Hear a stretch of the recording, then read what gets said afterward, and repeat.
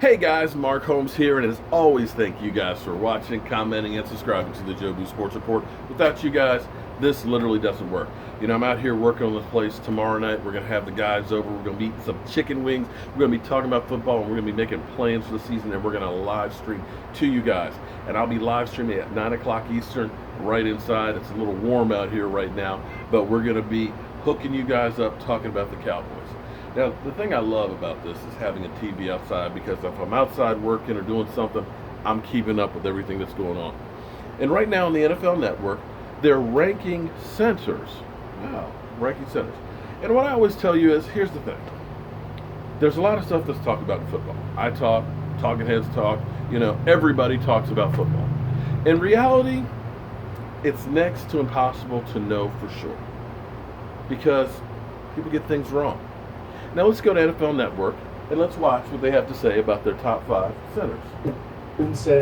And all the post-game press conferences, but he's really athletic. I think he handles all of the calls of the line of scrimmage really well, all the audibles, and he's really good at the run game. New England's really David physical. Andrews, taking care of Tom Brady.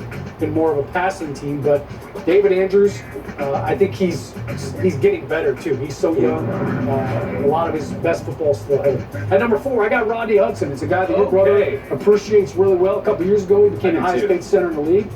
I still don't know why Kansas City let him go, but man, he's a mole. And I thought 2 years ago they were probably one of the most dominant offensive lines. Last year they took a little bit of a step back, but here you see the big fella. I mean, he can pull out there. He looks like Kevin Mawai against his former team right there, pulling out there, leading the charge.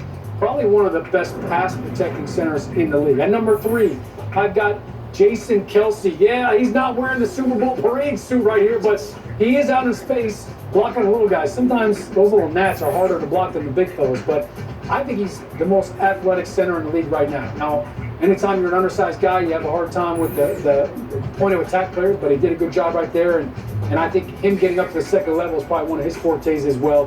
He did a great job on a lot of their big runs last year. Killer led the league in runs over 10 yards. I'll tell you that. At number 2, Alex Mack. Yeah, he's on Gil's list too. I think he's the best reach blocking center in the league.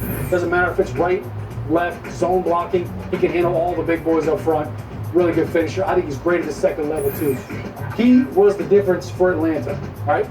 2 years ago, Matt Ryan struggled. It was Alex Mack when he came in 2 years ago that solidified that offense. And at number 1, Travis Frederick. He's the best all-around center in the game right now. He can do it all. Here he is pulling up front, leading right down the alley right here. I think he's so physical. His combination blocks between him and the right guard, Zach Martin, are the best in the league right now. And when Ezekiel Elliott gets downhill, it's because of that guy. A couple years ago when DeMarco Murray led the league, it was because of Travis Frederick and his guards in front of him. So I think Frederick's done a great job. He still has a lot of great football left in him. He's a young kid. I mean, he hasn't even reached his prime yet. So I think he could be at top of the centers in the NFL for the next few years. All right, not to offend any Philadelphia. Okay, so here's what's cool. The very first draft that I got to go to was New York, Radio City Music Hall, 2013, and that was before the draft became what it was. In fact, that was the first draft that they actually let fans get into it, and they had 500 tickets to actually get inside. We were inside the second day, but not the first day. But we were right outside when the draft was going on, and I'll remember it like it was yesterday, because it was so funny, because word was the Cowboys had made a trade with San Francisco, moved back, picked up a 3rd-round draft pick, and they drafted Travis Frederick.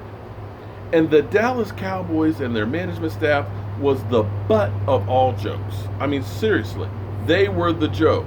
I remember Adam Schefter saying, the Cowboys moved back and they took a guy, a center. There's that. I remember other experts saying, that's a guy you could have picked up in the 2nd or 3rd round. What are the Cowboys doing? They're idiots. They don't know what they're doing. Jerry Jones, worst general manager in the NFL. But here's the thing.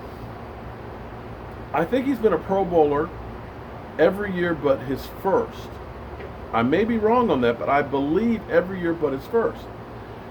He has not missed a single game. He has been the guy that's the field general for the offensive line, making the calls. He is pulling. He's leading. He is the all. He is the best center in football. And as they put it, he hasn't even hit his prime yet.